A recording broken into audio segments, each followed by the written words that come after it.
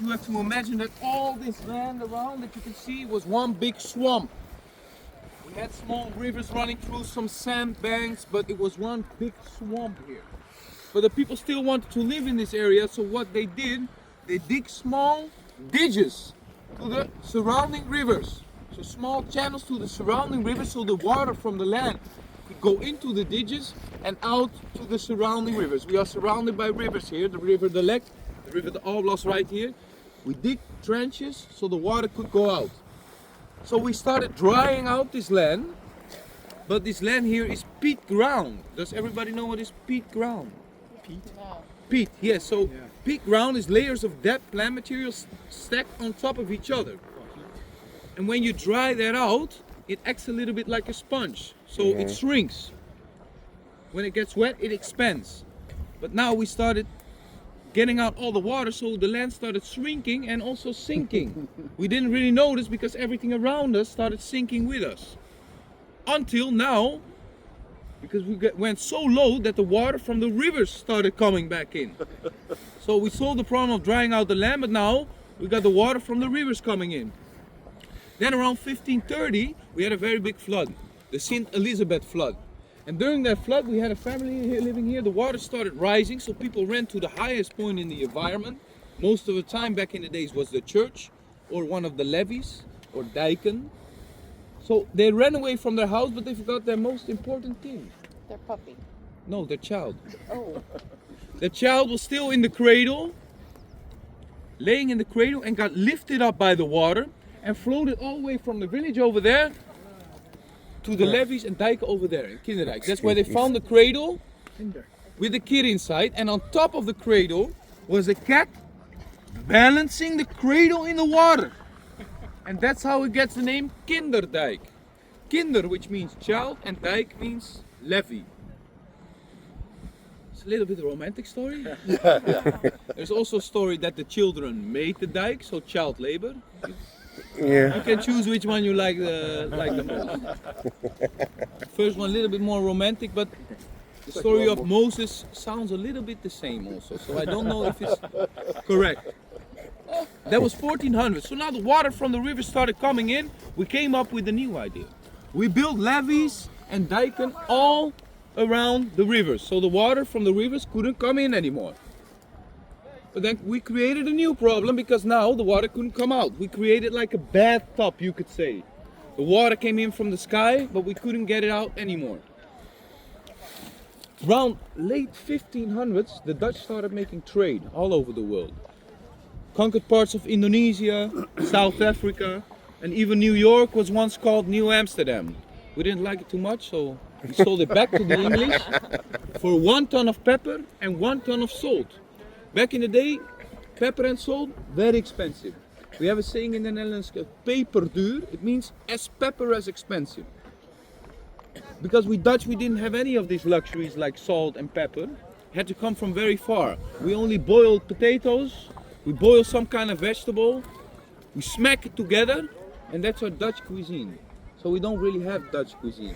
We have nice cheese, but that's about it. Some nice snacks, some small things, but not really. Beer we have also. Well, the Belgians people will feel very offensive if you say the Dutch beer is beer. They will say it's more like Pilsener. Because the Belgian people, they really have that strong beer. So don't say that to a Belgian guy. Because they say our beer is like piss water. They really don't like our beer. That's what we say about Mexican beer. Well, everybody's his own opinion. So a lot of money started coming in, but we still had the problem of the water not coming out. So that's when we came up with this system. Our oldest windmill behind us is from 1630. It's the funny looking one, the one that looks different from all of the rest. And the windmills here on the left side are from 1738. And the windmills here on the right side are from 1740. If you look at the windmills on the left side and on the right side, there is one main difference between those windmills. Can you guys spot the difference?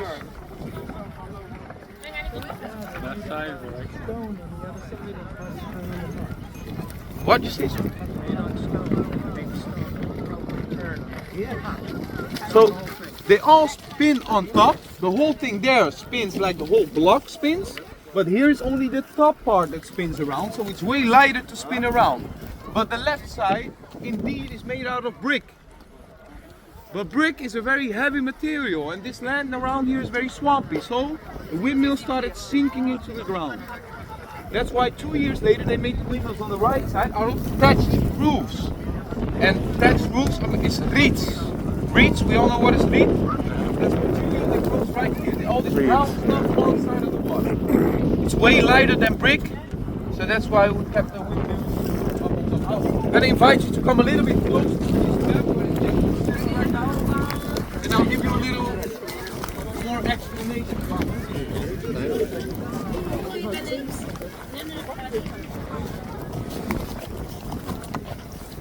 So, for your orientation, we are at this point right now, in between the two canals. This canal is all dug by hand. In 1377, all healthy men had digging duty, and this canal stretches for another 20 kilometers, all dug by hand. These windmills are placed specifically in this area because this is the lowest point in the whole area, so the water will naturally flow towards the canals, towards the lowest point. So we have the oldest windmill behind us. There's that windmill over there, and we call that a polder mill. And polder means meadows or farmlands. This is the windmill that stands closest to the farmlands. Our farmlands are about 2 meters underneath the sea level. What we do with the first windmill, we pump it up from the meadows. It flows through into the canal. We pump it up 1 meter, 1.5 meters. So when it's in this canal, we are about 1 meter underneath the sea level. Then again, with all these windmills that you see standing in a row here, we pump it up again 1 meter, 1.5 meter into these basins on the left side and on the right side. Inside these basins, then we call it storage basins because we temporarily store the water here.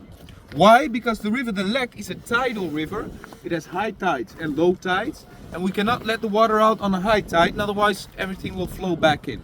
So we wait for the tide to be in a low tide, and because we are now about 0.5 meter above the sea level, we pumped it up stepwise.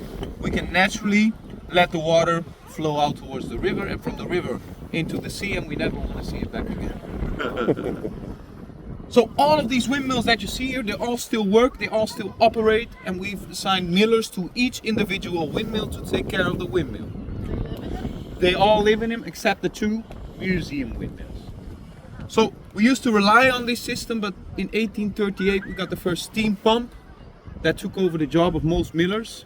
Then after we got the electrical pump, pumps about 1 Olympic swimming pool each minute, so we don't need those windmills anymore. However, if we have a power cut, we can still do the job with all of these windmills. Well, And if you guys want to become a miller, that's also possible. There's a 2-year education you have to follow. It's quite tough. You have to pass an exam, and then there's a 14 years waiting list. yeah. The reason it is so long is because you can pass it down to your children.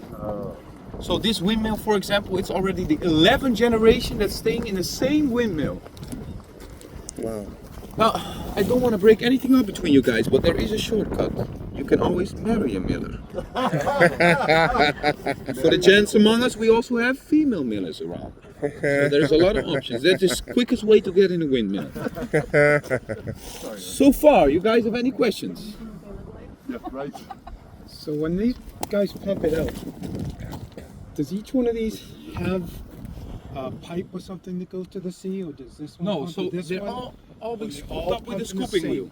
So look, this one is pumping here in the canal, and this one is pumping it into the basin. Oh, they're not going over here. They're going over here. Yeah, they're pumping it in here. And then when it's here, it's already higher. So it's already 0.5 meter above the sea level. So here we store it. These are huge basins. We call it also nature reserves because it's like a lot of ground that can suck up a lot of water as well. Any other questions? We bike some more? Yeah. Sure. Let's go. Right. Bridge will work.